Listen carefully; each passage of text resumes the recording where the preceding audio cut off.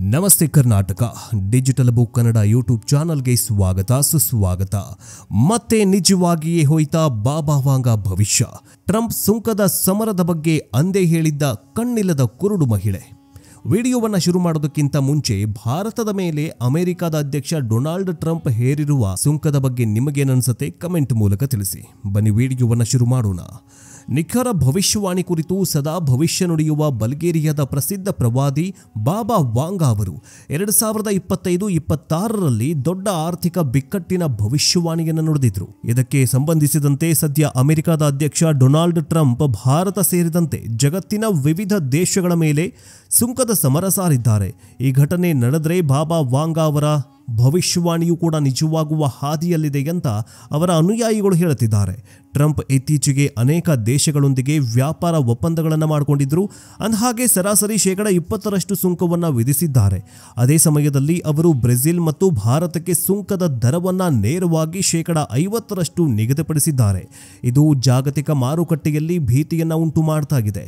ಭಾರತದ ಮೇಲೆ ಟ್ರಂಪ್ ಅವರ ದೊಡ್ಡ ದಾಳಿ ಅಂತ ಹೇಳಲಾಗ್ತಾ ಇದೆ. ತನ್ನನ್ನು ಭಾರತದ ಸ್ನೇಹಿತ ಅಂತ ಕರೆದುಕೊಳ್ತಾ ಇದ್ದ ಟ್ರಂಪ್ ಈಗ ಭಾರತದ ವಿರುದ್ಧ ಕಠಿಣ ನಿಲುವು ತಾಳಿದ್ದಾರೆ. ಅವರು ಭಾರತಕ್ಕೆ 50% ಸುಂಕ ವಿಧಿಸುವುದಾಗಿ ಘೋಷಿಸಿದ್ದಲ್ಲದೆ ರಷ್ಯಾದಿಂದ ತೈಲ ಖರೀದಿಸಿದರೆ ದಂಡ ವಿಧಿಸಲಾಗುವುದು ಅಂತ ಬೆದರಿಕೆ ಬೇರೆ ಹಾಕಿದ್ದಾರೆ. ಈ ಕ್ರಮ ಭಾರತದ ಇಂಧನ ಪೂರೈಕೆ ಮತ್ತು ರಫ್ತು ಆಮದು ಸಮತೋಲನದ ಮೇಲೆ ಭಾರಿ ಪರಿಣಾಮ ಬೀರೋ ಸಾಧ್ಯತೆ ಇದೆ. ಟ್ರಂಪ್ ಅವರ ತೀಕ್ಷ್ಣವಾದ ವಾಕ್ಚಾತುರ್ಯ ಬ್ರಿಕ್ಸ್ ದೇಶಗಳನ್ನು ಕೆಂಡಕ್ಕೇರಳುವಂತೆ ಮಾಡಿದೆ. ಅವರು ಈ ದೇಶಗಳ ಆರ್ಥಿಕ ನೀತಿಗಳು ಮತ್ತು ವ್ಯವಹಾರ ಚಟುವಟಿಕೆಗಳನ್ನು ಪದೇ ಪದೇ ಪ್ರಶ್ನೆ ಮಾಡುತ್ತಾಗಿದ್ದಾರೆ. ಅಂತಹ ಮನೋಭಾವ ಜಾಗತಿಕ ವ್ಯಾಪಾರ ವಾತಾವರಣವನ್ನು ಹೆಚ್ಚು ಉದ್ವಿಗ್ನಗೊಳಿಸುತ್ತೆ ಅಂತ ತಜ್ಞರು ನಂಬಿದ್ದಾರೆ. ಇನ್ನು ಅಂತಾರಾಷ್ಟ್ರೀಯ ಷೇರು ಮಾರ್ಕೆಟ್ನಲ್ಲಿ ಪ್ರಕ್ಷುಬ್ಧ ವಾತಾವರಣ ಇದೆ. ಹೂಡಿಕೆದಾರರು ಜಾಗರೂಕರಾಗಿದ್ದಾರೆ ಮತ್ತು ಅನೇಕ ದೇಶಗಳು ಕರೆನ್ಸಿಗಳ ಒತ್ತಡದಲ್ಲಿ ಇದ್ದಾವೆ. ಈ ಸಂಘರ್ಷ ದೀರ್ಘಕಾಲದವರೆಗೆ ಮುಂದುವರೆದಿದ್ದೆಯಾದಲ್ಲಿ 2026ರ ಜಗತ್ತನ್ನ ಸಂಭಾವ್ಯ ಆರ್ಥಿಕ ಬಿಕ್ಕಟ್ಟಿನತ್ತ ತಳ್ಳಬಹುದು ಅಂತ ವಿಶ್ಲೇಷಕರು ಹೇಳುತ್ತಿದ್ದಾರೆ. ಇದರ ಬಗ್ಗೆ ಬಾಬಾ ವಾಂಗಾ ಅವರು ಮೊದಲೇ ಭವಿಷ್ಯವಾಣಿಯನ್ನು ನುಡಿದಿದ್ರು. ಆ ಭವಿಷ್ಯವಾಣಿ ಈಗ ನಿಜವಾಗ್ತಾ ಇದೆ ಎನ್ನುವಂತಹ ಆತಂಕ ಶುರುವಾಗಿದೆ. ಹಾಗಾದ್ರೆ ಭವಿಷ್ಯವಾಣಿ ಏನನ್ನ ನುಡಿದಿದ್ರು ಈ ಕಣ್ಣಿಲ್ಲದ ಕುರುಡು ಮಹಿಳೆ ಬಾಬಾ ವಾಂಗಾ ಅಂತ ನೋಡ್ತಾ ಹೋಗೋದಾದ್ರೆ, ಬಾಬಾ ವಾಂಗಾ ಅವರ ಹಲವಾರು ಭವಿಷ್ಯವಾಣಿಗಳು ಈ ಹಿಂದೆಯೂ ಕೂಡ ಸುದ್ದಿಯಲ್ಲಿದ್ವು.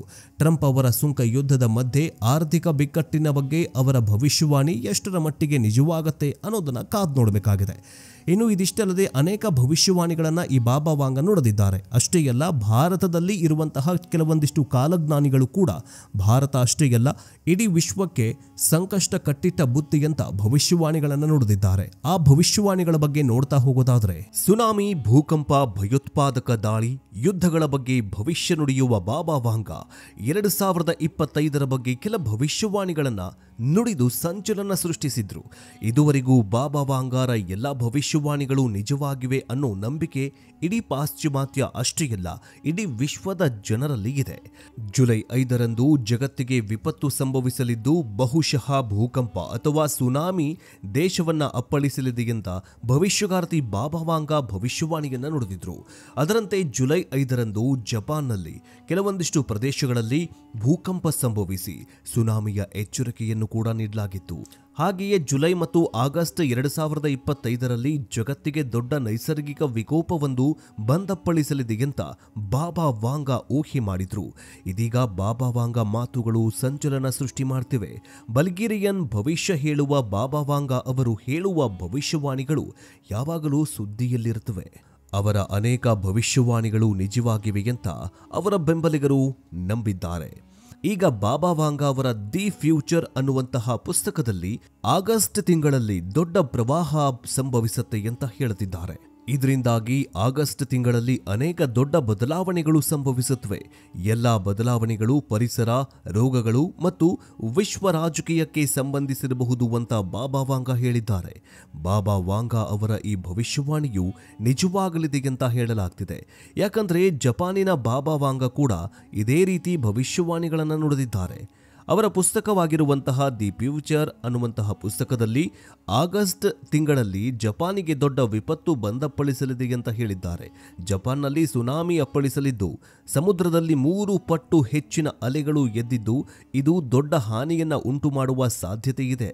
ಹೀಗಾಗಿ ಜಪಾನಿನ ಬಾಬಾ ವಾಂಗಾ ಅವರು ಹೀಗಾಗಿ ಜಪಾನಿನ ಬಾಬಾ ವಾಂಗಾ ಅವರ ಈ ಭವಿಷ್ಯವಾಣಿ ಪ್ರಸ್ತುತ ವೈರಲ್ ಆಗ್ತಾ ಇದೆ. ಇದರಿಂದಾಗಿ ಅನೇಕ ಜನರು ತಮ್ಮ ಹೋಟೆಲ್ಗಳು ಮತ್ತು ವಿಮಾನ ಟಿಕೆಟ್ಗಳನ್ನು ಬುಕಿಂಗ್ಗಳನ್ನು ಕ್ಯಾನ್ಸಲ್ ಮಾಡಿಕೊಳ್ತಿದ್ದಾರೆ. ಇನ್ನು ಇದಿಷ್ಟೇ ಗೆಲ್ಲದೆ ಸಾಂಕ್ರಾಮಿಕ ರೋಗ ಯುವಕರ ಮೇಲೆ ತೀವ್ರ ಪರಿಣಾಮ ಬೀರಲಿದೆಯಂತೆ.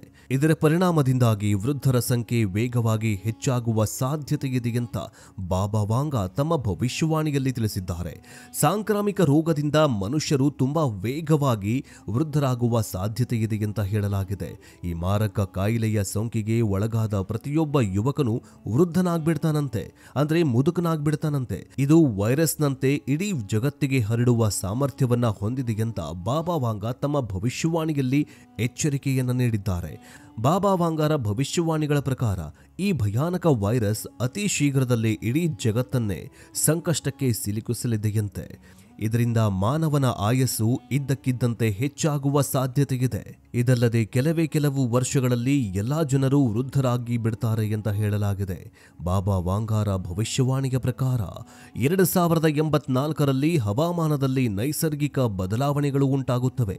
ಇದು ಮಾನವೀಯತೆಗೆ ಮಾರಕವಾಗಬಹುದು, ನೈಸರ್ಗಿಕ ವಿಕೋಪಕ್ಕೆ ಕಾರಣವಾಗಬಹುದು. ಇದರ ನಂತರ ಅಂದ್ರೆ 2080ರ ನಂತರ ಅತ್ಯಂತ ಅಪಾಯಕಾರಿ ವೈರಸ್ ಬಂದು ಇಡೀ ಮನುಷ್ಯ ಕುಲವನ್ನೇ ತತ್ತರಿಸಿ ಹೋಗುವ ಹಾಗೆ ಮಾಡಬಹುದು. 2020ರಲ್ಲಿ ಹೇಗೆ ಕೊರೋನಾ ವೈರಸ್ ಬಂದಿತ್ತಲ್ಲ, ಅದಕ್ಕಿಂತಲೂ ಭಯಾನಕವಾಗಿರುವಂತಹ ವೈರಸ್ 2080ರಲ್ಲಿ ಬರಲಿದೆಯಂತೆ. ಈ ವೈರಸ್ ಈಗೇನು 1 ಕೋಟಿ ಜನರನ್ನ ಸಾಯಿಸಿದೆಯೋ ಅದಕ್ಕಿಂತಲೂ ಭಯಾನಕವಾಗಿರುವಂತಹ ರೋಗ ಬಂದು ಇಡೀ ಮನುಷ್ಯ ಜನ್ಮ ಇದೆಯಲ್ಲ, ಅಂದ್ರೆ ಮಾನವ ಕುಲದ ಅರ್ಧಕ್ಕೆ ಅರ್ಧ ಜನರು ಸತ್ತು ಹೋಗ್ಬಿಡ್ತಾರೆ ಅಂತ ಬಾಬಾ ವಾಂಗಾ ಭವಿಷ್ಯವಾಣಿಯನ್ನು ನುಡಿದಿದ್ದಾರೆ. ಇನ್ನು ಬಾಬಾ ವಾಂಗಾ ಅವರ ಭವಿಷ್ಯವಾಣಿಗಳ ಪ್ರಕಾರ 2097ರ ಹೊತ್ತಿಗೆ ಪ್ರಪಂಚದ ಅನೇಕ ಜನರು ಮಾರಕ ವೈರಸ್ನಿಂದ ಸೋಂಕಿಗೆ ಒಳಗಾಗ್ತಾರೆ ಮತ್ತು ಬೇಗನೆ ವೃದ್ಧರಾಗ್ಬಿಡ್ತಾರೆ. ಈ ಹೊಸ ವೈರಸ್ಗೆ ಔಷಧಿ ಕಂಡುಹಿಡಿಯೋದಕ್ಕೆ ಅನೇಕ ವಿಜ್ಞಾನಿಗಳು ಕೆಲವು ವರ್ಷಗಳ ಕಾಲ ಸಂಶೋಧನೆಯನ್ನ ಮುಂದುವರಿಸ್ತಾರೆ. ಅಲ್ಲಿವರೆಗೆ ಈ ಅಪಾಯಕಾರಿ ವೈರಸ್ ಎಲ್ಲರನ್ನ ಕಾಡುತ್ತಲೇ ಇರುತ್ತಂತೆ. 2111ರ ಹೊತ್ತಿಗೆ ಎಲ್ಲ ಮಾನವರು ವೃದ್ಧರಾಗಿರುವ ಸಾಧ್ಯತೆ ಇರುತ್ತೆ. ಇದಾದ ನಂತರ ಪ್ರಪಂಚದಾದ್ಯಂತ ರೋಬೋಟ್ಗಳು ಕೆಲಸ ಮಾಡುತ್ತವೆ. ಇದರ ಜೊತೆಗೆ ಮಾನವ ಜೀವಿತಾವಧಿಯು ಸಂಪೂರ್ಣವಾಗಿ ಕಡಿಮೆಯಾಗುವ ಸಾಧ್ಯತೆ ಇರುತ್ತೆ. ಜೀವಿತಾವಧಿ ಕೇವಲ 20 ವರ್ಷಗಳಷ್ಟು ಬದಲಾಗತ್ತೆ ಅಂತ ಅಂದಾಜು ಮಾಡಿದ್ದಾರೆ ಇದೇ ಕಣ್ಣಿಲ್ಲದ ಕುರುಡು ಮಹಿಳೆ ಬಾಬಾ ವಾಂಗಾ. ಅದರಂತೆ 2026 ವರ್ಷ ಭಾರತಕ್ಕೆ ದೊಡ್ಡ ಗಂಡಾಂತರ ಇದೆ ಅಂತ ಬಾಬಾ ವಾಂಗಾ ತಮ್ಮ ಭವಿಷ್ಯವಾಣಿಯಲ್ಲಿ ಹೇಳಿದ್ದಾರೆ. ಪ್ರಧಾನಿ ಮೋದಿಯವರಿಗೂ ಕೂಡ ಅಷ್ಟೇ. ಪ್ರಧಾನಿ ಮೋದಿಯವರು ಒಂದು ನಿರ್ಧಾರವನ್ನು ತೆಗೆದುಕೊಳ್ತಾರೆ. ಆ ನಿರ್ಧಾರದಿಂದಾಗಿ ಇಡೀ ವಿಶ್ವವೇ ಭಾರತದತ್ತ ತಿರುಗಿ ನೋಡುವಂತೆ ಮಾಡತ್ತೆ. ಆ ನಿರ್ಧಾರ ಏನು ಅನ್ನೋದೇ ಗೊತ್ತಿಲ್ಲ, ಇನ್ನೂವರೆಗೂ ಕೂಡ ನಿಗೂಢವಾಗಿದೆ. ಅದರಂತೆ ಪ್ರಾಕೃತಿಕ ವಿಕೋಪಗಳು, ರಾಜಕೀಯ ವಿಪ್ಲವಗಳು, ಹೀಗೆ ಅನೇಕ ಘಟನೆಗಳು ಭಾರತದಲ್ಲಿ ಸಂಭವಿಸುತ್ತವೆ. ಈ ಭಾರತದಲ್ಲಿ ಸಂಭವಿಸ್ತಾ ಇದ್ದಂತೆ ಪ್ರಧಾನಿ ನರೇಂದ್ರ ಮೋದಿಯವರು 2026ರ ಹೊತ್ತಿಗೆ ಒಂದು ನಿರ್ಧಾರವನ್ನು ತೆಗೆದುಕೊಳ್ಳುತ್ತಾರೆ. ಆ ನಿರ್ಧಾರದಿಂದಾಗಿ ಇಡೀ ವಿಶ್ವವೇ ಶಾಕ್ಗೆ ಒಳಗಾಗತ್ತೆ ಅಂತ ಭವಿಷ್ಯವಾಣಿಯನ್ನು ನುಡಿದಿದ್ದಾರೆ. ಆದರೆ 2025 ಸೆಪ್ಟೆಂಬರ್ನಲ್ಲಿ 75 ವರ್ಷಕ್ಕೆ ಕಾಲಿಡ್ತಾ ಇರುವಂತಹ ಪ್ರಧಾನಿ ನರೇಂದ್ರ ಮೋದಿಯವರು ತಮ್ಮ ಪ್ರಧಾನಿ ಹುದ್ದೆಗೆ ರಾಜೀನಾಮೆಯನ್ನ ಕೊಡ್ತಾರೆ ಅನ್ನುವಂತಹ ಸುದ್ದಿಯೂ ಕೂಡ ಆಗಿದೆ. ಆದರೆ ಮುಂದಿನ ದಿನಗಳಲ್ಲಿ ಪ್ರಧಾನಿ ಯಾರಾಗ್ತಾರೆ ಅನ್ನುವಂತಹ ಪ್ರಶ್ನೆಯೂ ಕೂಡ ಮೂಡ್ತಾ ಇದೆ. ಅದರಂತೆ ಯೋಗಿ ಆದಿತ್ಯನಾಥ್ ಅವರು ಮುಂದಿನ PM ಆಗ್ತಾರೆ, ಅಂದ್ರೆ ಪ್ರಧಾನಿಗಳಾಗ್ತಾರೆ ಅನ್ನುವಂತಹ ಸುದ್ದಿಯೂ ಕೂಡ ಆಗಿದೆ. ಪ್ರಧಾನಿ ನರೇಂದ್ರ ಮೋದಿಯವರು ಅವರ ಹಿಂದೆ ಇದ್ದುಕೊಂಡು ದೇಶವನ್ನ ನಡೆಸ್ತಾರೆ. ಹೆಂಗೆ ಅಂತಂದ್ರೆ ಸೋನಿಯಾ ಗಾಂಧಿ ಅವರು ಹೇಗೆ ಮನಮೋಹನ್ ಸಿಂಗ್ ಅವರನ್ನ ನಡೆಸ್ತಾ ಇದ್ರೋ ಅದೇ ತೆರನಾಗಿ ಯೋಗಿ ಆದಿತ್ಯನಾಥ್ ಅವರನ್ನ ಪ್ರಧಾನಿಯನ್ನಾಗಿ ಮಾಡಿ ದೇಶವನ್ನ ಮುನ್ನಡೆಸ್ತಾರೆ ಪ್ರಧಾನಿ ನರೇಂದ್ರ ಮೋದಿಯವರು ಅಂತ ಹೇಳಲಾಗ್ತಾಗಿದೆ. ಅದೇನೇ ಆಗಲಿ, ಪ್ರಧಾನಿ ನರೇಂದ್ರ ಮೋದಿ ಮತ್ತು ಮೋದಿ ಯೋಗಿ ಇಬ್ರು ಸೇರ್ಕೊಂಡು ದೇಶವನ್ನ ಆಳಿದ್ರೆ ಮುಂದಿನ ದಿನಗಳಲ್ಲಿ ಹೇಗಿರತ್ತೆ ಅನ್ನೋದನ್ನ ಕಾದ್ ನೋಡಬೇಕಾಗಿದೆ. ಇದಾಗಿತ್ತು ಬಾಬಾ ವಾಂಗಾ ಬಗೆಗಿನ ಮಾಹಿತಿ. ಮುಂದಿನ ವಿಡಿಯೋದಲ್ಲಿ ಮತ್ತೆ ಸಿಗೋಣ. ಜೈ ಹಿಂದ್, ಜೈ ಕರ್ನಾಟಕ, ಜೈ ಸನಾತನ.